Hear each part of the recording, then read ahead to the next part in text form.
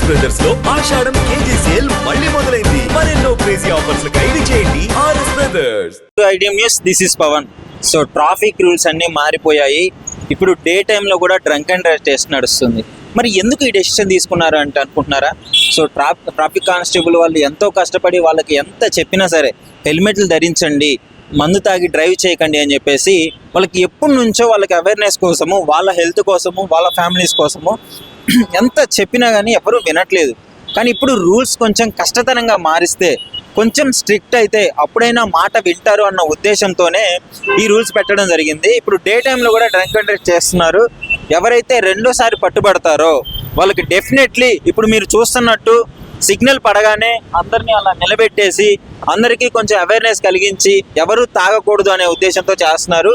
మూడోసారి కనుక వచ్చిన మోతాదుని బట్టి, అదే ఆ డ్రంక్ అండ్ డ్రైవ్ టెస్ట్ చేసే ఆ మిషన్ ఉంటుంది కదా, సో ఆ మిషన్లో ఇంకెక్కువ మోతాదు వచ్చినట్లయితే డెఫినెట్లీ జైలు శిక్ష అయితే తప్పదు. ఎందుకంటే ఈ మధ్య కాలంలో చాలా యాక్సిడెంట్లు చూస్తున్నాం మనం. తాగి ఇష్టం వచ్చినట్లు రోడ్ల మీద బండ్లు నడపడాలు, వాళ్ళ వల్ల తాగిపోయిన వాళ్ళ వల్ల అమాయకులు కూడా చాలా మంది బలైపోయిన సంఘటనలు మనం క్లియర్గా చూస్తున్నాము. సో అది దృష్టిలో పెట్టుకొనే మన ట్రాఫిక్ పోలీస్ వాళ్ళు అయితే మంచి డెసిషన్ తీసుకోవడం జరిగింది. దీనికి అందరూ సమర్థించడం కూడా జరుగుతుంది. సిటిజన్స్ అందరూ ఈ విధంగా చేయడం వల్ల వాళ్ళు ఎంతో కొంత మారే అవకాశం ఉంది అని చెప్తున్నారు. ఇంకా ఏంటి అంటే వాళ్ళతో సామాజిక పనులు, ఉపయోగకరమైన పనులు చేయించడం. ఇప్పుడు ఫస్ట్ టైం దొరికిన వాళ్ళకి పనిష్మెంట్ ఇచ్చి అలాగే చలానా వేసి పంపించే అవకాశం అయితే ఉంది. సెకండ్ టైం దొరికిన వాళ్ళకి డెఫినెట్లీ జైలు శిక్ష తప్పదు అని అంటున్నారు. అదేవిధంగా వాళ్ళని బోట్లు పట్టుకొని ఇక్కడ జంక్షన్లో నిలబెట్టి వాళ్ళు తాగకూడదు అని చెప్పేసి మాలాగా మీరు అవ్వకూడదు అనే ఉద్దేశంతో వాళ్ళని ఇక్కడ నిలబెట్టే అవకాశం ఉంది. అంటే మీరు క్లియర్గా చూస్తున్నారు కదా, విజువల్స్ అయితే ఉన్నాయి, మీరు క్లియర్గా చూడండి. ఇదే విధంగా తాగిన ప్రతిసారి సెకండ్ టైం దొరికినట్లయితే ఇంకా మిమ్మల్ని దేవుడు కూడా కాపాడలేడు అని చెప్పుకోవాలి. ఎందుకంటే డే టైంలో ఇష్టం వచ్చినట్లు తాగి డ్రైవ్ చేయడం వల్ల వాళ్ళ అమాయకులు కూడా బలైపోయే అవకాశం ఉంది. పోలీస్ మిత్రుల వారు ఇప్పటి నుంచి కాదు, హెల్మెట్లు ధరించండి, తాగి డ్రైవ్ చేయకండి అని వాళ్ళంతా కష్టపడి ఎండలో, ఈ టైంలో కూడా మీటి ఎండలో కూడా ఎంత కష్టపడి వాళ్ళు పని చేస్తూ ఉంటే వీళ్ళు మాత్రం ఇష్టం వచ్చినట్లు బార్లకు వెళ్ళి, వైన్స్కి వెళ్ళి తాగేసి ఈ విధంగా డ్రైవ్ చేయడం జరుగుతుంది. ఇప్పుడు చూస్తున్నారు కదా, ఇప్పుడే జస్ట్ నా కళ్ళ ముందే ఒక ఆటోను కూడా పట్టుకోవడం జరిగింది. 90 వచ్చింది ఆయనకి రీడింగ్. తాగి ఈ విధంగా చేయడము ఎంతవరకు కరెక్ట్ అని మీరేమనుకుంటున్నారు? ఈ విధంగా తాగి అంత లోడ్ వేసుకొని ఇప్పుడు ఒకసారి చూడండి, మీరు ముందుకు రండి. ఈ తాగేసి ఇలాంటి లోడ్లు వేసుకొని పోతున్నారు. ఇప్పుడు ప్రజలకి ఎంత అపాయకరం ఈ విధంగా చేయడం వల్ల, ఆ లోడ్లు వేసుకొని పోవడం వల్ల ఒకేసారి యాక్సిడెంట్ అయితే ఇప్పుడు ఇతనికి డేంజరే, వాళ్ళకి డేంజరే. పోలీస్ వాళ్ళు ఎంత కష్టపడి చెప్పినా, వాళ్ళు ఎంత మంచి ఆలోచన చెప్పినా కానీ ఎవ్వరూ వినట్లేదు. అందుకే ఈ డెసిషన్ తీసుకున్నట్టు తెలుస్తుంది. మనల్ని దొరికినట్లు శిక్ష వేస్తే, ఇప్పుడు ఫస్ట్ టైం దొరికితే ఎక్స్క్యూజ్ చేస్తారు, సరే నీ తప్పు చేసావు తెలుసుకో, ఇంకోసారి చేయకు అని.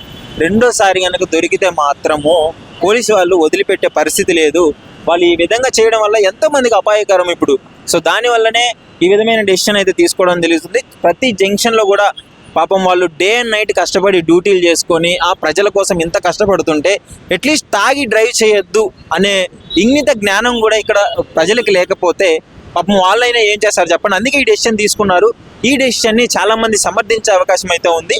ఫస్ట్ పోలీసు వారిని కూడా అడిగి తెలుసుకుందాము, అసలు ఎలాంటి రూల్స్ పెట్టారు, ఈ విధంగా డే అండ్ నైట్ కష్టపడుతున్నారు కదా, వాళ్ళు ఏమనుకుంటున్నారైతే అడిగి తెలుసుకుందాము. ప్రస్తుతం మనమైతే ఎస్ఆర్ నగర్ లిమిట్స్లో ఉన్న మైత్రివనం దగ్గర, సిగ్నల్ దగ్గర అయితే ఉన్నాము.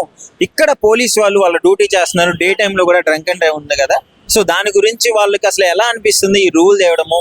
సో మనతో పాటు ఆ రూల్స్ గురించి, ఆ పనిష్మెంట్స్ గురించి, అదేవిధంగా వీటన్నిటి విషయాలపైన ఒక అవగాహన గురించి క్లియర్గా మాట్లాడడానికి ఎస్ఐ శ్రీరాములు గారు అయితే మనతో ఉన్నారు. సార్ని అడిగి తెలుసుకుందాము. సో నమస్కారం సార్. నమస్తే, గుడ్ ఈవినింగ్ అమ్మా. Good evening sir. సార్ ఏంటి సార్ ఇప్పుడు ట్రాఫిక్ రూల్స్ మారిపోయాయి, డే టైంలో కూడా డ్రంక్ అండ్ డ్రైవ్ టెస్ట్ నడుస్తుంది, ఎట్లా ఉంది సార్?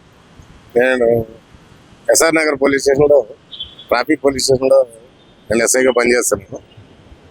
ఈరోజు వచ్చేసి ఈ పాయింట్ మైత్రివనం.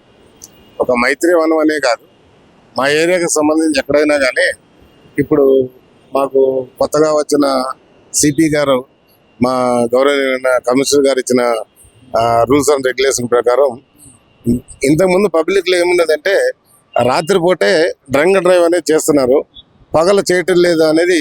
పగలు కూడా యాక్సిడెంట్లు అవుతున్నాయి కాబట్టి దాని మీద ఇప్పుడు కొత్తగా కొంచెం రూల్స్ చేంజ్ చేసి డేలో కూడా డ్రంక్ అండ్ డ్రైవ్ చేస్తే బాగుంటుంది.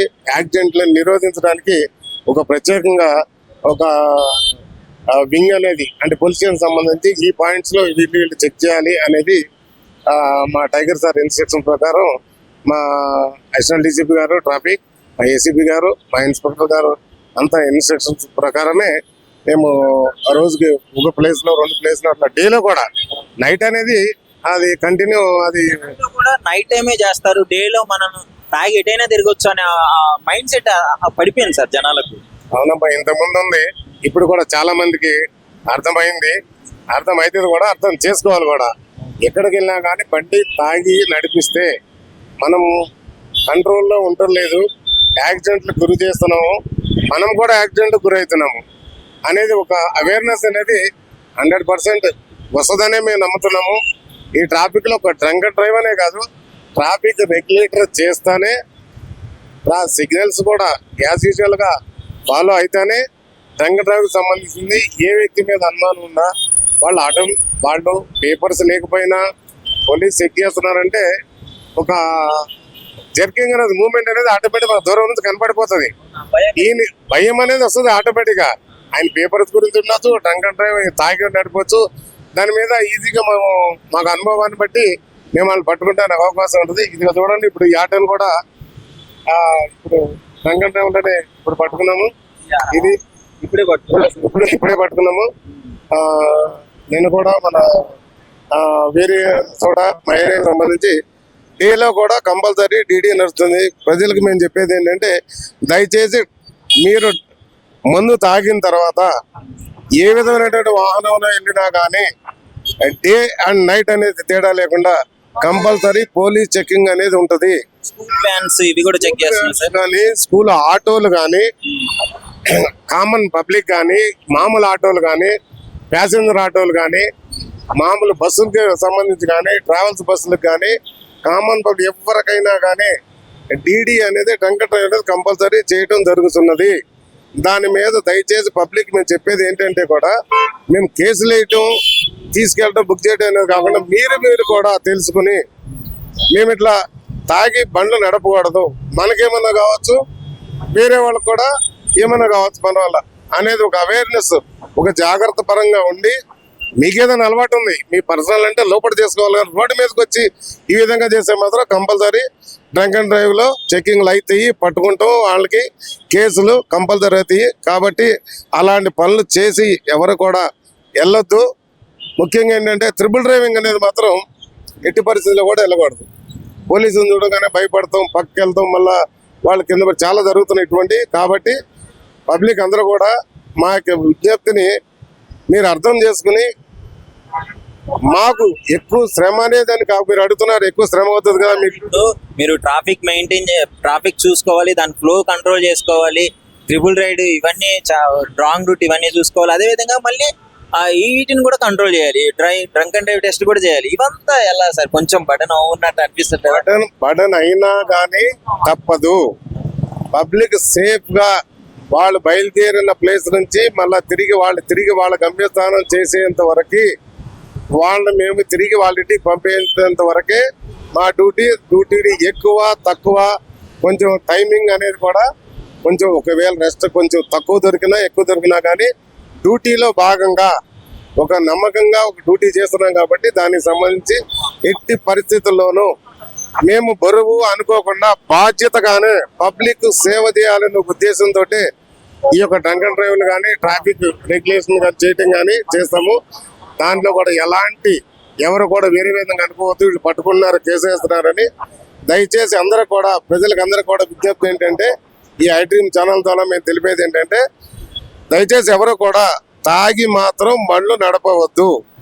ముఖ్యంగా triple driving, even school buses కానీ, ఆటోలు కానీ, కామన్ పబ్లిక్ ఎవరైనా కానీ ఇలా చేస్తే మాత్రం తప్పకుండా పోలీసు వారు చెక్ చేసి మీ మీద చర్యలు తీసుకుంటారని మా సుపీరియర్ ఆఫీస్ ఇన్స్ట్రక్షన్ ప్రకారం ఐడ్రీమ్ ఛానల్ ద్వారాగా తెలియజేస్తున్నాము. Thank you. సో అయితే అసలు దొరికితే పనిష్మెంట్స్ ఎలా ఉంటాయి? ఫస్ట్ టైం దొరికితే ఎలా ఉంటుంది? సెకండ్ టైం కూడా, ఫస్ట్ టైం మందలించి వదిలేసిన తర్వాత కూడా సెకండ్ టైం దొరికితే ఏ విధంగా ఉంటుంది? సిగ్నల్ క్రాస్ చేస్తే ఎలా ఉంటుంది? వీటన్నిటి గురించి, పనిష్మెంట్స్ గురించి కూడా అడిగి తెలుసుకుందాం సార్. సార్ చెప్పండి సార్, పనిష్మెంట్స్ ఏ విధంగా ఉన్నాయి సార్? పనిష్మెంట్స్ అంటే ఫస్ట్ టైం తెలుసో తెలియకో ఏదో తాగామని చెప్తారు, ఇక వాళ్ళు ఏదో ఒకటి చెప్తూ ఉంటారు వాళ్ళు. కాకపోతే ఫస్ట్ టైం అంటే మాత్రం చలానాలు వేస్తారు. చలాన్ ప్రకారం వాళ్ళు కట్టుకుని 3,500 కానీ దాన్ని కట్టుకుని ఒకసారి వెళ్ళే ఛాన్సెస్ ఉంటుంది. అదే సెకండ్ టైం థర్డ్ టైం అయితే మాత్రం కంపల్సరీ మేజిస్ట్రేట్ గారు ఇచ్చిన ఆర్డర్స్ ప్రకారం రిమాండ్ అనేది ఉంటుంది. దానిలో ఏం కూడా ములాద అయితే ఏముండదు. కాబట్టి ఎవరు కూడా ఛాన్స్ తాగి వెళ్ళిపోదాము, పోలీసు వాళ్ళు దొరకకుండా వెళ్ళిపోదాము అంటే కూడా అదే విధంగా కూడా పక్క జరిగిపోయి రఫ్లో వెళ్ళిపోయి దేనికో కొట్టి ఎవరినో కొట్టి మేము ఆపితే కూడా మాకు కూడా యాక్సిడెంట్ చేసిన కేసులు కూడా చాలా ఉన్నాయి. అట్లా మా వాళ్ళు కూడా చనిపోయిన కేసులు కూడా చాలా ఉన్నాయి.